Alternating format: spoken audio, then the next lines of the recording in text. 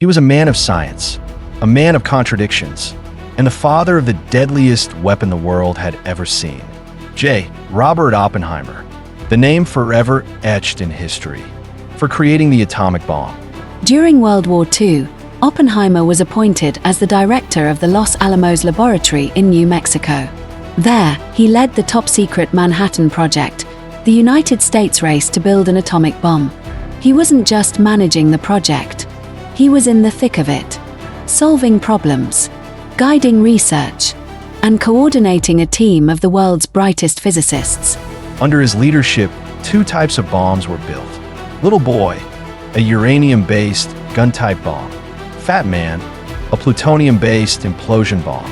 Complex, deadly, revolutionary. Then came a Trinity test, the first nuclear explosion in human history. New Mexico, 5:29 a.m. The sky turned to fire. In that moment, Oppenheimer didn't cheer. He remembered a line from a book, not a science book, but an ancient Indian scripture, the Bhagavad Gita.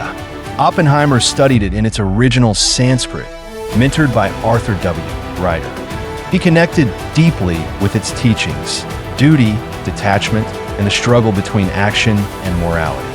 As the mushroom cloud rose into the sky, Oppenheimer whispered, "Now I am become death, the destroyer of worlds." A quote from Krishna, as if ancient wisdom had predicted modern destruction.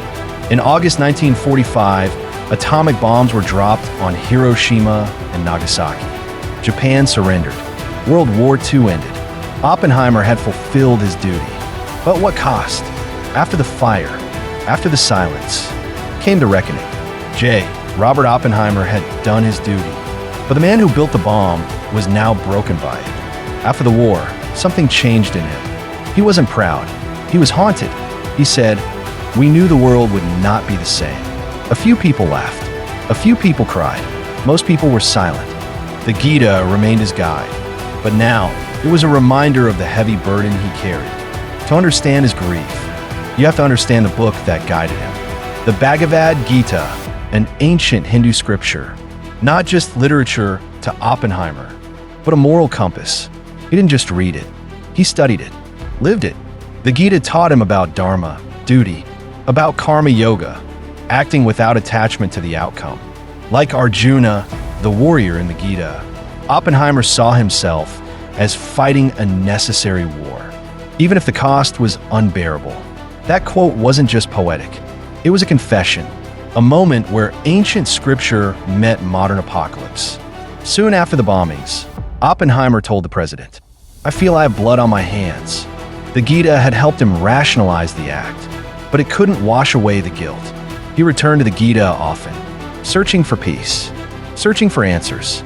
But every time he quoted it, the verse cut deeper. He wasn't quoting it to justify. He was quoting it to grieve. The Gita taught responsibility, and that became his mission. Oppenheimer began to warn the world about arms races, about unchecked power, about the line between science and wisdom. The Gita helped him walk the path, but it didn't remove the burden. He had fulfilled his duty, but the destruction it caused never left his soul. "Now I am become death," a line from scripture, a cry from the heart, and a symbol of a man who understood. That knowledge, without conscience, can end worlds. Oppenheimer became an advocate for nuclear responsibility. He called for international control of atomic weapons. He had built the bomb, but he didn't want it to define the future. Science gave him power. The Gita gave him perspective, and history gave him judgment. J. Robert Oppenheimer, the man who unleashed the atom and spent the rest of his life wrestling with what it meant.